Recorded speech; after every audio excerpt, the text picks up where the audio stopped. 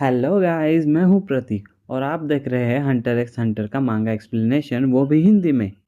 पिछले चैप्टर में हमने देखा था नेतेरो का सन जो है बियॉन्ड नेतेरो, वो डार्क कॉन्टिनेंट जाने वाला है और उसके टीम में है जिंग और पेरिस्टल हिल, जिन्होंने ज़ोडियाक टीम छोड़ दी थी। अब बढ़ते हैं आगे। आज के चैप्टर का टाइटल है थ्रेट्स। पहले सीन में हम देखते हैं कि हम हैं इंटरनेशनल परमिट एजेंसी में। वहाँ पे हम देखते हैं कि वहाँ के डायरेक्टर पूछते हैं, क्या तुमने कॉन्ट्रैक्ट साइन कर दिया? सामने से जवाब आता है हाँ। और ये वही कॉन्ट्रैक्ट है जो पिछले चैप्टर में हमने देखा था।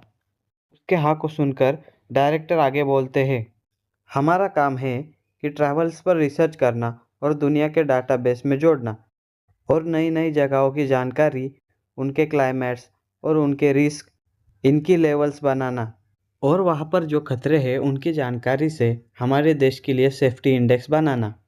और जिस स्पेशल यूनिट में तुम्हें असाइन किया था उसकी जिम्मेदारी थी कि जो रिस्ट्रिक्टेड एजेंसी है उनके साथ कोऑर्डिनेशन करना, यानी कि जैसे अभी बियॉन्ड नेतरो जा रहा था तो वो भी रिस्ट्रिक्टेड ही होगा। इस पर सेक्रेटरी कहता है कि मुझे पता है। उसकी बात को आधे में तोड़कर डायरेक्टर पूछता है, सभी एम्प्लॉयज़ के लिए रूल नंबर 1 क्या है? इस पर सेक्रेटरी कहता है कि हमें ट्राई करना है कि ज़्यादा से ज़्यादा हम ये ट्राई करें कि उनको ट्रेनिंग प्रोसेस में ही रुकवा सके, और अगर ये नहीं हो पाया तो उनके साथ हम खुद जाए और ज़्यादा से ज़्यादा सेफ्टी का ध्यान रखें, क्योंकि डार्क कॉन्टिनेंट इतना खतरनाक है कि वहाँ की बीमारियाँ अगर यहाँ पर आई तो पूरा के पूरा इंसानियत का नुकसान हो सकता है। आगे डायरेक्टर कहता है कि और एक प्रॉब्लम है। सेक्रेटरी कहता है, क्या क्या वो कैकिन्स है? डायरेक्टर कहता है, हाँ, और जो भी वो करना चाहते हैं वो कर सकते हैं, क्योंकि उन्होंने कोई ट्रीटी साइन नहीं की थी और उन्होंने स्क्रीनिंग को बाईपास किया है। और तो और वो एक्सेस भी अनलिमिटेड चाहते हैं। उनकी ट्रिप सिर्फ घूमने या फिर खोज करने के लिए नहीं जा रही, वो जा रही है अपना कब्जा करने, यानी कि जिस लैंड पर वो जाएंगे वो लैंड उनका हो जाएगा, यानी कि ककिन्स का। आगे डायरेक्टर कहता है, और ऐसी एक ही चीज़ है जो गेट कीपर को सबसे ज़्यादा गुस्सा दिलाती है, और वो है लैक ऑफ मैनर्स, यानी कि मैनर्स की कमी। और अगर हम अगले समिट तक नेगोशिएशन नहीं कर सके तो बहुत ही मुश्किल होगा ककिन्स को रोकना। इस पर सेक्रेटरी पूछता है कि क्या होगा फिर? डायरेक्टर बोलता है, पैंडोरा बॉक्स, ऐसी चीज़ जो ओपन नहीं होनी चाहिए वो ओपन हो जाएगी और इंसानियत पर खतरा आ जाएगा। आगे सेक्रेटरी कहता है कि जब मैं बच्चा था तब मैं यहाँ पर आया था, और वो कहते कहते रुक जाता है और शॉक में चला जाता है। आगे वो देखता है लैब में डिफरेंट डिफरेंट टाइप के एनिमल्स जैसे कुछ जीव है। सेक्रेटरी पूछता है, क्या क्या ये? इस पर डायरेक्टर बोलता है, हाँ, ये इंसान है, ये कभी हुआ करते थे। आगे डायरेक्टर कहता है, एक किताब है, journey to the new world, जो कि सदियों पहले पब्लिश हुई थी, और तब उन लोगों को लगा था कि ये सिर्फ एक काल्पनिक है या फिर इमेजिनरी है। और उसकी एक कॉपी सेक्रेटरी को देते हुए वो कहते हैं आगे, तुम्हारा पहला काम है कि इस बुक को पूरा पढ़ना। ठीक है सर। और ये क्या था? उस तरफ देखते हुए डायरेक्टर कहता है कि ये एक कीमत है न्यू वर्ल्ड में कदम रखने की, और ये अभी भी हो रहा है। आगे डायरेक्टर कहता है कि तुमने अभी कुछ बॉडीज देखी होगी जो टावल की तरह मरोड़ी गई है। इस बुक में कुछ लोगों के बारे में जानकारी थी जो मरने ही वाले थे, और जिस जगह पे उनके होने की जानकारी मिली थी वहाँ जाकर हमें ये बॉडीज मिली। सेक्रेटरी पूछता है, क्या हमें विक्टिम्स के बारे में कुछ जानकारी है? डायरेक्टर इस पर कहते हैं कि वो एक अलग प्रॉब्लम है। कुछ जानकारी से हम कह सकते हैं कि वो माफिया से रिलेटेड थे। विटनेस से पता चला है कि उनमें से कुछ डॉक्टर थे, टीचर्स थे और क्लर्की भी थे। और इससे पता चलता है कि ये कोई हंटर्स द्वारा किया गया इंसिडेंस नहीं है। वो छोड़ो, अगले हफ्ते इसकी रिपोर्ट बनाकर मुझे दो और इसके बारे में बताओ कि वहाँ पे कौन कौन सी रिस्क है, अलग अलग तरीके की। और तभी सेक्रेटरी के पीछे से आवाज़ आती है, धप करके। वो चौंक जाता है, कहता है, ये क्या है? डायरेक्टर बताते हैं कि यह अकेला सर्वाइवर है जो कि डार्क कॉन्टिनेंट से लौटा है।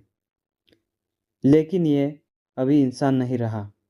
ये कोई भी इंसानी खाना नहीं खाता, लेकिन पिछले 50 सालों से अभी भी जिंदा है। इस पर चौंक जाता है सेक्रेटरी और कहता है, क्या 50? डायरेक्टर आगे कहता है कि ये खुद नहीं मर सकता। और बियॉन्ड रिपोर्ट में इसके बारे में जानकारी मिलती है कि ये एक हंटर था जो कि न्यू वर्ल्ड में गया था। जब जब हम डार्क कॉन्टिनेंट जाते हैं, हम इंसानियत के ऊपर जितना भी खतरा हो सकता है उससे भी बड़ा खतरा लेकर फिर से वापस आते हैं।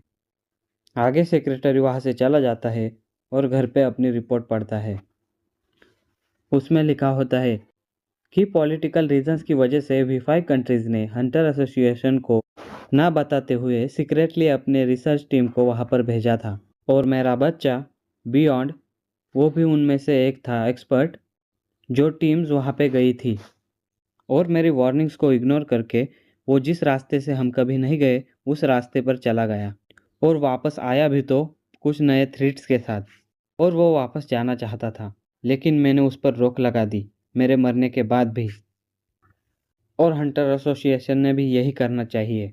मैं भी वहाँ पर गया था जब मैं यंग था, लेकिन जो स्ट्रेंथ वहाँ जाने के लिए लगती है वो मेरे पास नहीं थी। मुझे वहाँ पर एक ऐसा अपोनेंट चाहिए था जो मेरे जितना ही ताकतवर हो, या तो वो हारे या फिर मैं। पर वहाँ पर डार्क कॉन्टिनेंट में हमारी लड़ाई किसी योद्धा के साथ नहीं या किसी इंसान के साथ नहीं थी, वो थी नेचर के खिलाफ। और वहाँ पर कोई जीत नहीं होती। मेरे बच्चे में इतनी ताकत है कि वो वहाँ पर मेरे से भी ज़्यादा अच्छा हंटर है। और एक ही बात है कि मैं चाहता हूँ कि तुम डार्क कॉन्टिनेंट एक्सप्लोर करो मेरे बच्चे से भी पहले। वहाँ के हर रिस्क को हराओ और लौटो एक होप के साथ। वहाँ की डिफ़िकल्टी लेवल है A। और ये जो भी है, ये सिर्फ मेरी एक रिक्वेस्ट है, ऑर्डर नहीं है। और ये बस मेरी एक सेल्फिश ख्वाहिश है। वहाँ से जो भी तुम्हें मिलेगा वो नायाब होगा, लेकिन वहाँ की रिस्क बहुत ग्रेटर है। आगे कहता है कि वो इस तरह है कि वो एक डार्क हवेली है और हमने सिर्फ उसका दरवाज़ा ही खोला था और हम घुटनों पर आ गए थे। इसीलिए कहता हूँ कि ये एक ऑर्डर नहीं है। मैं फिर से कहता हूँ कि ये एक ऑर्डर नहीं है। मैं फिर से कहता हूँ कि ये एक ऑर्डर नहीं है। आगे ज़ोडियाक कहते हैं कि इसका मतलब ये ऑर्डर ही है। आगे ज़ोडियाक्स बातचीत करने लगते हैं। ज़ेब्रा कहता है कि क्या ये उनकी आखिरी ख्वाहिश थी? बिन्स कहता है कि मुझे तो लगता है। और आगे बाकी के कहते हैं कि वैसे भी नेतेरो इतना बुढ़ा है कि वो हमें कुछ काम दिए बिना तो नहीं जा सकता था। चेडेल कहती है कि जब ये ऑर्डर ही है तो इसके अलावा हमारे पास कोई रास्ता नहीं है। और उन्होंने सिर्फ हमसे ही कहा है, इसलिए हम किसी और मेंबर को भी नहीं जोड़ सकते। तो फिर क्या सिर्फ हम ज़ोडियाक्स? आगे मंकी बोलता है कि रुक जाओ, मैं डार्क कॉन्टिनेंट जाने के खिलाफ नहीं हूँ, लेकिन मैं बियॉन्ड को नहीं मारूंगा। इसी पर आगे टाइगर भी कहता है कि हमारा गोल तो सेम है और हमें डार्क कॉन्टिनेंट के खिलाफ होना चाहिए। अगर रेस है भी, फिर भी हमें एक दूसरे को मारना नहीं चाहिए। और वैसे भी बियॉन्ड नेत्रो तो सालों से तैयारी कर रहा है डार्क कॉन्टिनेंट जाने की। क्या हम में से किसी ने सोचा भी था ये न्यूज़ पब्लिश होने से पहले? और आगे वो कहने लगते हैं कि मुझे लगता है सिर्फ एक ही इडियट है जिसने ये सोचा होगा। और आगे हमें दिखाया जाता है कि वो जिंग फिरिक्स है। अगर जिंग यहाँ पर होता तो वो हमारे आर्ग्यूमेंट में मदद कर सकता था, लेकिन वो अब जा चुका है। और मुझे भी लगता है कि वो सब के सब चीज़ें अकेले ही करना चाहता था। और सौ बात की एक बात कि बियॉन्ड हमसे कहीं गुना आगे है। इस बात पर गिगांटे कहता है कि हमें उसे हंट तो करना ही पड़ेगा। और सायू और कंजाई अपने दिल से सोच रहे हैं, दिमाग से नहीं। ज़ेब्रा इस पर कहता है, क्या सच में? क्या हमें ये वेरीफाई नहीं करना चाहिए कि V5 सही है या गलत? क्या इन 5 कंट्री के पास दुनिया को चलाने का हक है? उन्होंने कहा था कि ये मैनकाइंड के लिए है, इंसानियत के लिए है कि हम उस जगह ना जाए। लेकिन क्या हमारे पास इस बात का भी सबूत है? और उनमें बहस छिड़ जाती है। तभी बिन्स का फ़ोन बजता है और आगे से बोल रहा होता है बियॉन्ड नेतेरो।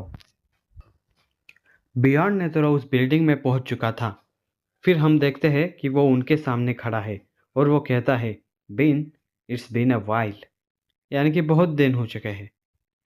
और ये लोंडे, क्या ये ज़ोडियाक है? क्या तुम वी5 से कांटेक्ट कर सकते हो? उन्हें बताओ कि हमने नेतेरो को पकड़ लिया है, बियॉन्ड नेतेरो को। इसे सिर्फ एक्सचेंज कहेंगे, ठीक है ना?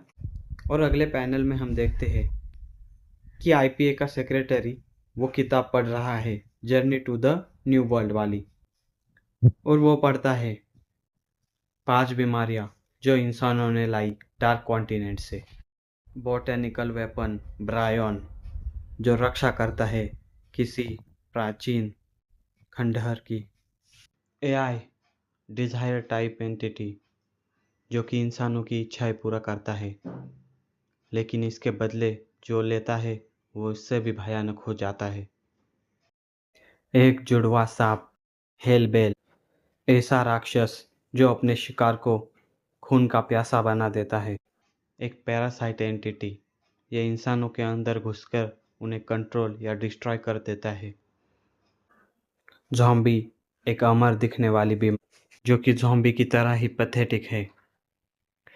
सेक्रेटरी सोचता है कि ये तो ऐसी जगह है जहाँ कोई इंसान जाना नहीं चाहिए। और लास्ट पैनल में हमें सरप्राइज मिलता है और बताया जाता है कि अलुका, जो कि किलुआ की बहन है, वो भी डार्क कॉन्टिनेंट से है। तो गाइस, इसी के साथ चैप्टर एंड होता है और हम मिलते हैं अगले एपिसोड में।